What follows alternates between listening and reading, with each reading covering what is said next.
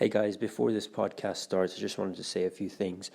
Firstly, we did do a preview for the Wolves and the Luton game, but we were unable to publish it because of the fact that Lampard got sacked and there was news almost coming out every other hour, so it was impossible for us to record. So I apologise for not having a proper episode for this week, and we re-recorded another episode which was 30 minutes long, where we only discussed about Lampard and the new manager that's come in, which you'll be able to listen to after this audio message, and hopefully we'll be back to normal episodes, releasing them 24 hours before a game day from the next game week. Let's go Chelsea. Thank you guys. Hello and welcome back to the CFCTALK podcast. What an eventful last 48 hours. I must say I apologise for this episode being delayed, and that's purely because of all the news surrounding at Chelsea at the moment. We did record a podcast right after the Luton game, but we ended up receiving some incredibly sad news, news I would say that I wasn't expecting to happen after the performance that we had against Luton, but we had to scrap that episode and re-record this one. As usual, I'm joined by Alex and Amart. If you didn't see our initial reactions, I think Alex and we were on the live stream on our second channel. Make sure to watch that. I'll make sure that it's linked in the description below. But Amart, your opinions on Frank Lampard and why you think he got sacked, and how have you been feeling the last 48 hours? I mean, today is a little bit better than yesterday, but yesterday was bad, man. It was bad. Like I started the day, I was very busy in the morning, so my notifications were off because I wanted to focus on the work that I was doing. And then around 10 o'clock thereabout, I was like, okay, let me check the notifications and see what's going on Twitter. And the first thing I see is Fabrizio's message of Lampard getting the sack, but he has been confirmed. It wasn't confirmed by the club by then, but when he confirms something, it's fact. So I saw that, and then all of a sudden I couldn't work anymore. Like my mind was just in disarray. I was just sitting down. I was like, why did this happen? I was very very disappointed, to be honest, because like I've been preaching all the time. I'm preaching about long term success, sustainability, and all that, and that the club led us to believe that it was something that was going to happen with Lampard, and it didn't happen. So, like the whole day was just I was working. I went out. I went to do everything. I went to the place that I had to go, but my mind was not in it because it was just lingering in the back of my mind that Lampard is gone, which is unfortunate. But the reason why he got sacked, I don't know. I think the board doesn't have patience. That's all. I know there were difficult patches and people wanted him to go out and stuff like that. But if you want to start, they say so-called project, and you can't see me, but I'm doing inverted commas with my with my fingers. But the so-called project that they they wanted to they wanted to start with, or whatever it is. You don't do that. You don't build a project like that. You have to start from somewhere, and when you start from somewhere and things are not going well, you just scrap everything and then go and start all over again. That's just how it is. We start something new. The thing doesn't work. We break it down, start something else. It works to a point, and then it stops working again. Then you break the whole thing down, and it's just bad for Chelsea as a whole. And I don't know. I just felt. I think growing up supporting Chelsea, I've always envied this, not the latter days of Wenger, but the beginning days, the earlier days of Wenger, the Alex Ferguson's whole career, the way he started that story, the way he used the youth and all that and got them to success. I was just hoping that we'll get somebody like that, and I thought we'll get it with Lampard. So it didn't happen, and the board just I don't use any bad words, but the board just messed us up, and then he they just it just killed our hope. Lampard had to pay the price. Yeah. Yeah, Alex, you were on the live stream. We had a great chat about Lampard and the new manager who's just come in. But your opinions and your thoughts on what's happened, what's happened in the last 48 hours. Well, I feel a little embarrassed, if I'm honest, because a week or two ago it was when I had the opinion initially that Lampard maybe wasn't the right man, but then changed my mind to, well, give him the season because top four is just off. But I was really surprised to see that the club think differently, and it it ruined my day yesterday, and I still don't think I've got over it today. And yeah, I'm just really, really surprised that they actually did it, especially after we beat Luton for a positive result. So yeah, I think that's going to sting for all Chelsea fans. For it's not gonna be easy to get over. Like it's just it's so hard because it's so sudden. Like he's gone, and I mean, yes, there were the root. I mean, the whole lots of people wanted him out of a job for a while, but and I thought I would be more accepting of it because of the situation that we're in. But no, my day yesterday was ruined, and today I feel pretty much the same. A little bit better maybe in the evening now that I mean, at least there is a glimmer of hope in the manager that we brought in. But yeah, it hit me more than I thought it would hit me for sure. I think if I've realized something from the situation is Chelsea, please do not hire another legend. Yep. Please just don't do that.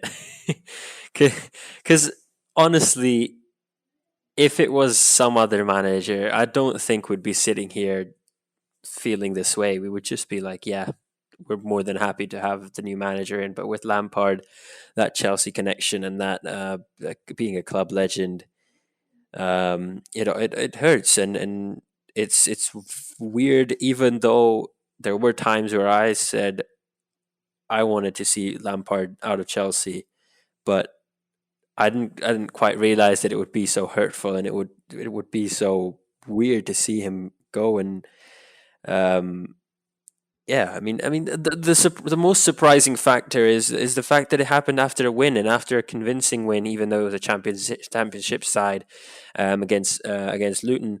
But overall, I think we were sitting there on the podcast that was not released, and we talked about how Chelsea looked good and how we could actually beat Wolves today, and probably even Burnley next week, and then hopefully go on to beat Tottenham. But it's not happened, and the new manager Thomas Tuchel, how excited are we to see him at Chelsea, Alex?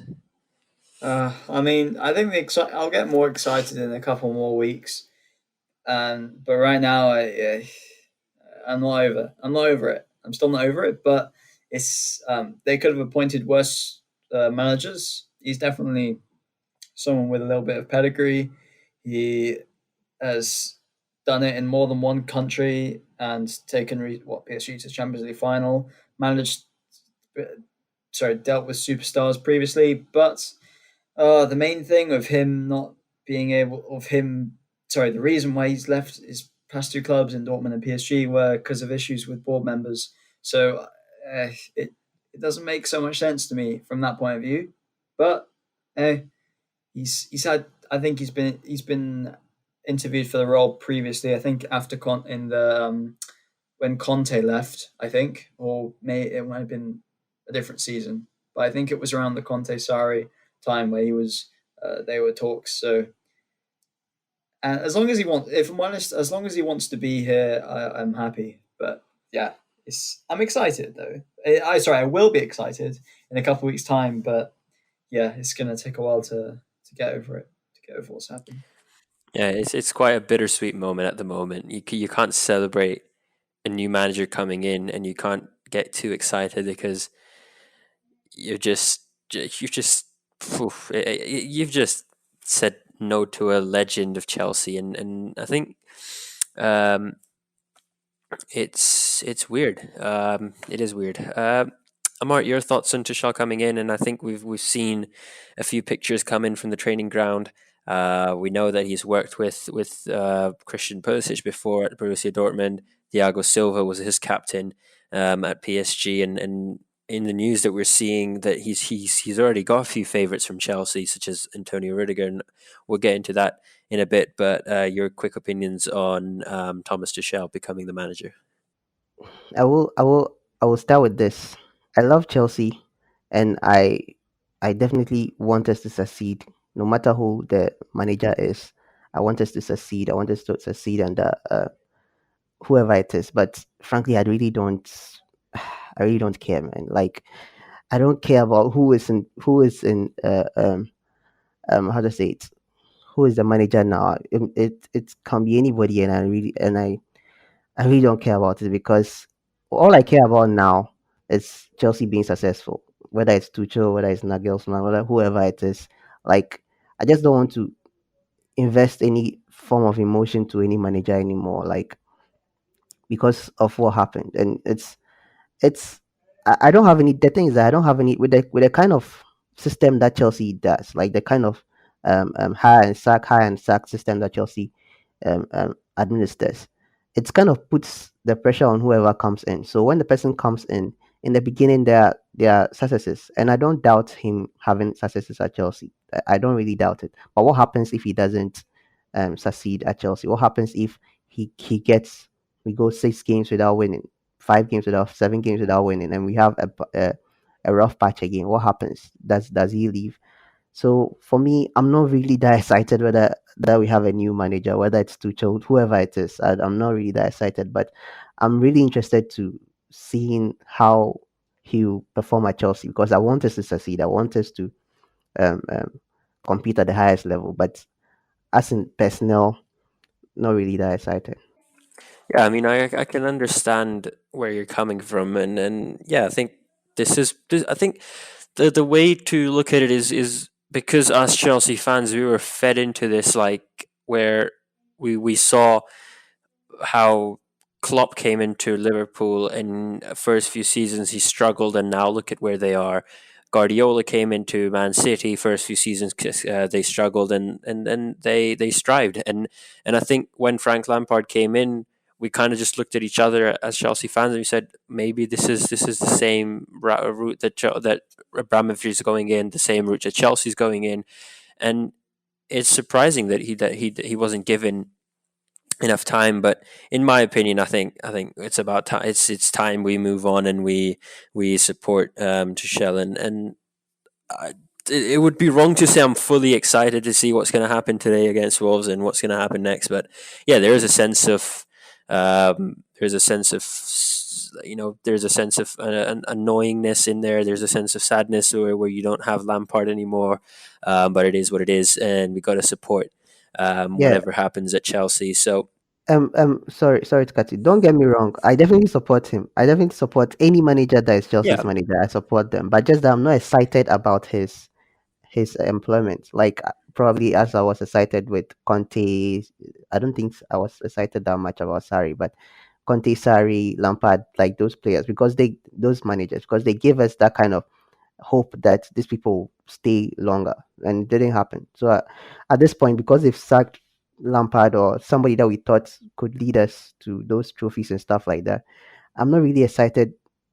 I don't want to invest myself emotionally to this manager, but he definitely has my backing. I'm not going to be shouting Tuchel out, or I'm not going to be disrespecting him online. Yes, I'm definitely going to defend him at any chance I get, but just not like I don't- okay. Let's say I'm just passive about the whole thing. I'm just passive about it. I support him, but I'm just passive about it. I just want us to save our season. That's all. yeah. I mean, I'm not saying that you're not going to back the manager. I'm just saying there's a sense of you just can't be excited to see a Chelsea legend go in the next day. You hire someone who's probably got no connections to Chelsea. But yeah, hopefully he brings in some great changes, and we see the best out of the players as well. But moving on from there, the hate on players. I'm going to bring this in, and there's been a lot of drama around this. Matt Law and Christian Falk. So much news coming out, Alex, on Twitter every second now about this player going to the board, this player complaining, this player doing this.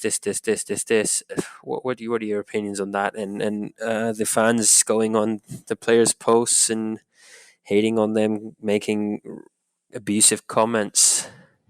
Well, firstly, I whilst I'll believe them well, especially Matt Law because he's generally trustworthy. I think I'm gonna just. I mean, and it's quite disgusting some of the things that have come out already about a couple of the players, such as Rudiger, Kepa, and I think it's Rudiger, and then with Kepa and Alonso, it's just been Lampard was frowned upon by the board for his criticism for his treatment of them. But I think I think it's better just to wait and see, let it come from Frank Lampard's mouth, or let's just wait and have all the details flashed out. Because as you can see, everyone's very reactionary. Yesterday, after the Anti when the Rudiger things came out, and then Rudiger rumors came out, and it's not even just Rudiger. Like in terms of people commenting abuses, like hell on Kai Havertz's Instagram, people are saying that he's the reason why Frank Lampard has been sacked. It's just like it's ridiculous. Everyone at this moment in time, no one really cares about, or a lot of these idiots really, especially the ones who are abusing, they don't really care about what's fact or not. It's just kind of they need a reason to kind of put out, and especially yesterday, some people that it was a bit of a letdown, I'll say, because there are a couple of accounts, especially on Twitter, that I follow that I really like, and a couple of them I was a bit disappointed by for some of the abuse they were handing out, and like a couple of comments on not supporting Chelsea anymore, and hoping accounts that had said in the past that wanting Chelsea to lose a game means you're not a supporter, but then saying today that they want Chelsea to lose the next game against Wolves. It's like, man, I just can't take these people seriously sometimes. But then again, it's very emotional time. So whilst most of what I've seen has been quite respectful, but I understand there's been quite a lot of abuse, and it's not acceptable. So yeah, it's just even though we don't agree with the actions that the players take, and they're very dishonorable and cowardly actions, doesn't give us the right to abuse them. So yeah, that's kind of what's contributed to my mood recently, is like the kind of outpour of emotion across all of the Chelsea community. I think I'll say one thing, and I'll jump in here and I'll say these will probably be the first accounts if Rudiger starts and he plays well. These will be the first accounts to take a picture of him or make a edit of Rudiger or any player that they're hating on or any player that they're abusing. They'll put it on Twitter and put it on social media, and they'll praise them as if they were the biggest fans and they've never said anything about them, and go back and delete all their tweets about whatever they've said. And it's just wrong. And I think I had a discussion with some of the accounts yesterday and how they were like, "Oh, it's just small abuse, nothing much. It's abuse that they'll probably ignore." No, none of the abuse that anyone does is wrong. Any abuse is wrong. There is no way to justify abuse, whether it be to a football player, to anyone. I mean, imagine that happening to someone close to you. So it makes zero sense when someone comes up to someone on social media just goes, "Oh, it's just minor abuse." Like, no, like abuse is abuse. It doesn't matter which one. So yeah, it's completely wrong. Amart, your thoughts on that? I'm just listening to you saying that, and then I just remembered that I tweeted out something like that, calling Rudiger a snake, and then later on I deleted it. So I fall in that category. We found them out. We found them out. maybe you're the account. Maybe you're the account. Because we've just been sorry. I think I understand. You see, the thing is that the abuse is wrong. The abuse is definitely wrong. Like going to their Instagram pages and then calling them names and all that is definitely wrong. But you see, I think I understand it from no matter how much I understand it, still is wrong. But the thing is, I understand where they're coming from. This is Lampard's. Like people started supporting Chelsea because of Lampard. So like me, like you guys, we all thought this guy was the one who's going to last at Chelsea. He's the one going to be doing great things at Chelsea. He's going to be a legend as a manager. He's going to be a legend as a player. He's already a legend as a player, but solidifying his legendary status as a manager as well. So we thought that. So if we hear things about players ganging ganging up and going to the board and all that. Um, it's really really disheartening. I saw the reason why I even made that tweet was that I saw a tweet. I think was it from Chelsea Youth or Chelsea Daily or something like that. I think they've been having credible sources for some time now, and then they said that Rudiger, since the club wasn't able to um, um, sell him last summer or something like that, he hasn't been the same. He has been disruptive. He has been bullying players. He has been doing so much, and it's not just them. I think the Athletic also made a comment like that in their thing. So when I saw that, I just got angry. I'll interrupt. Sorry, Amart. I'll interrupt, and Yeah, I'll say I don't believe any of that. I think if Rudiger was making any problems, I'm sure Frank Lampard wouldn't have started him in any of the games that he started this season, and I'm sure the board should have taken at least an action on it. I'm sure they won't let a player go and cause problems to the captain, to the coach, to the whole team. So I don't believe that. But sorry, yeah, go ahead. I think yeah, it's true.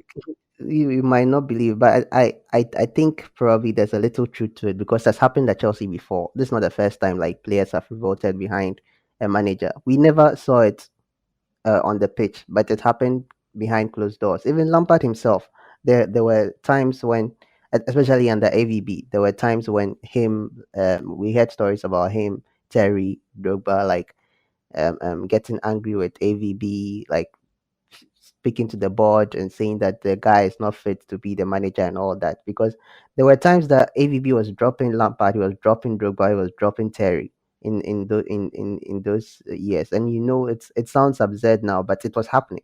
There were games where Lampard, Drogba, Terry, they were all on the bench when AVB was in charge. So you could see there was something going on. So these stories aren't really far fetched, but yeah, I agree with you on the abuse part. We shouldn't abuse players just because they acted out or anything. But I mean, like I realized my mistake. I posted it. I realized my mistake. I think 2 or 3 minutes later, I took it down because I was like, nah, I shouldn't be abusing the players because I remember when players like Mount and Hudson and all those players were getting abused. I was defending them. So I don't know. But Rudiger hasn't been my favorite for some time. So when I heard that, it just clicked and I was like, nah, this guy this guy is going down. But but I just left it because he has been preaching hustle, your time will come, those kind of things. He has been preaching that kind of messages. So if truly he's the one who has been causing these problems behind closed doors, then it's really bad. The abuse is wrong, but if those stories are true, then it's really bad of him. I think, and I've said this a few times before, and I'm probably just repeating myself. Is there's room for criticism, and you can criticize a player for their behavior, for their performance on the pitch, off the pitch, or the way they interact with every other player. Um, but abusing them is fully wrong. There's no point in sitting there and abusing a player, and sometimes people just forget there's a line between criticism and abuse, and they just cross it, Yeah, which is completely wrong. I think yeah, um, I can. I'll probably go and tweet about Rudiger, and I'll say, look, his behavior wasn't great. If he is the reason that Lampard is sacked, I will go and say this was wrong. This is wrong. I won't go on his post and probably like tweet about him and say he's a snake or make the edits that everyone's been making and tweeting all that because honestly you don't support the club if you do things like that. yeah, Honestly, I think exactly. what are you doing? Like if you can't support someone in their lows, then why are you there when hopefully we're going to win the title next season or the season after? So Yeah, I'm not going to get too ahead of myself. but to be fair, I just see it as initial frustration. If it continues, then yeah, then probably they are really really out to get him. But I just see it as frustration. Like the thing has happened, and then Rudiger's name has come up, and then those problems. I think even what Rory even said about Havertz and Werner, I was even surprised when I saw that. I was like, what have they got to do with it? Because they've not been performing. So does that Honestly, I mean don't even know what he's been doing the last few I don't years. even I don't even know. He's oh yeah, I don't he is think probably the main cause of this.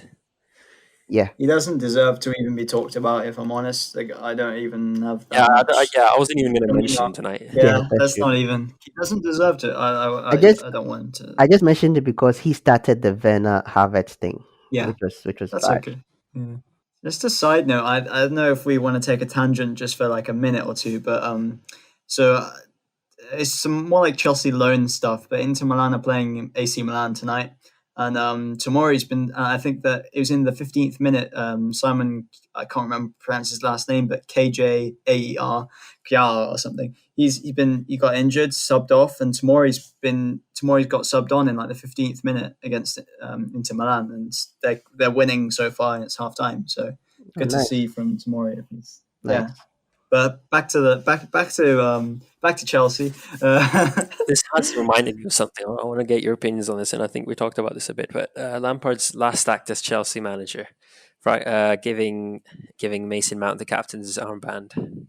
Well, his actual last act was giving Mateo Kovacic the captain's arm. Nah, I joke. Kovacic for cap. No, I joke. But yeah, it's good to see. Mason Mount will be Chelsea captain eventually. He's proven this season. He's the only one that's really showed up most of the time. He really cares. I was doubtful of him at the start of the season, and I think that was okay to be. But he's risen his levels this year, absolutely. So, and even when the whole team has pretty much let us down, he's been there constantly. He's given it 100%. Even when he's not, even sometimes when it's not playing his best, he always gives 100%. And yeah, you can't criticize him anymore. Whilst I was in the opposite camp before, uh, it's just it's not a valid point anymore. I don't think he's he's always going to be captain. Sorry, not cap. Oh, geez, sorry. I thought I had gone. No, Matthew, do not clip me. Do not clip me there. Don't do that. I think I thought I I think thought you, I had disconnected. I think you forgot what you were talking about a bit, and you just went. Yeah. I did because I thought I had disconnected. My laptop screen turned off, and I was like, no, Mason Mount will not always be captain now. I meant in the future, once Aspie leaves, Thiago Silva leaves, Mason Mount will be captain of Chelsea. That's what I meant. Oh, you just love to see it. Yeah, Yeah. I've signed my death. I've signed my will. Matthew's gonna absolutely rinse me now. Cheers, mate. Oh, Uh, might yeah. even use this clip on Twitter. Oh no. No, no, Amart, your opinions on Lampard's last act, if you want to call it that. Yeah, I think I think yesterday we were talking about it on the team server. Then Edric, I don't know. It seems like Lampard knew he was going. Lampard knew Luton Town was going to be his last game, so he just had to give his boy Mount the captaincy because to be honest, he deserves it. He's the only one that, to me, like actually shows fights. Whenever like everybody is just either average or poor or just can't show enough intensity. He's the only one that shows kind of motivation, and probably he was doing it because he didn't want to see Lampard leave. He was. I just hope. I know he's a good professional, and we will continue that under Tuchel. But I think it's just an act of kind of like reward for Mount. He definitely deserves the armband, and I just hope if you at the time we thought, let's say if Lampard is still around and then Aspi or Thiago Silva leaves, he might be the next candidate for captaincy. But with Lampard gone now, I don't really know. But if anybody has to be considered to be a captain, he should be considered if Aspi and Thiago Silva isn't around. And he played his heart out against Luton Town. So even when it was coming on, when it was coming off, I saw it and I was like, nah, he doesn't look like he wants to come on. He doesn't really look like he wants to come off. Like he wants to hold on to that armband as long as he can because probably he knew it will be short lived. So and the way the whole thing came about because it was kind of reported that Lampard didn't tell Mount anything prior to the game. Mount just went to the dressing room and the armband was on his kit, on his shirt, and he just spoke to Lampard, and Lampard said you are the captain for today, and he was excited. He was very, very excited. I think he tweeted about it or he posted it on Instagram. So he was excited, and I know his family and everything will be excited. And we won the game too. We won the game in a game where the youth players came alive. The youth players kind of like played for Lampard, and it just sums up his whole Chelsea um period. Like he brought the youth up, and then in this last game they kind of like made him proud. So it's like they've graduated. It looks like the Luton Town game was their graduation. So so and he was the proud father there to see them graduate before he left. So it's it's all sad, but I don't know. We move on. Yeah, I think Mason Mount, like he deserves this. And I'll go back to the Leicester performance, and where we all said the whole team was basically silent, and then we didn't really see anyone on the pitch except it almost felt like it was Mason Mount versus Leicester City, and he deserves it. I think if there's any other captain other than Silva and Azpilicueta in the next few years, it's Mason Mount, and he's a true leader. He's been at the Chelsea academy. He knows the values of the club, and I think he can be the next captain, unless Alex wants him to be the captain right now. Um, that's Oh no.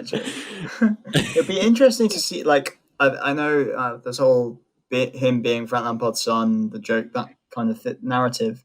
I'm really interested to see how much he'll play under Tuchel, because if I he, think yeah, sorry, I think that's no. I was just going to say that's a great transition though, because the next question that was on my list was there's reports that the midfield, Kovacic, Kante, Jorginho are his favourites. Mason Mount not being there, but I think as Chelsea fans, I think I'm sure we're going to see a lot of Mount. There's no way he can get Mount to sit down on the bench for the rest of the season. Alex Amart, your opinions? Yeah, I think I think Mount has the qualities. You can see from the games that Mount has played, the teams that Mount has played in his senior career. He played Vitesse.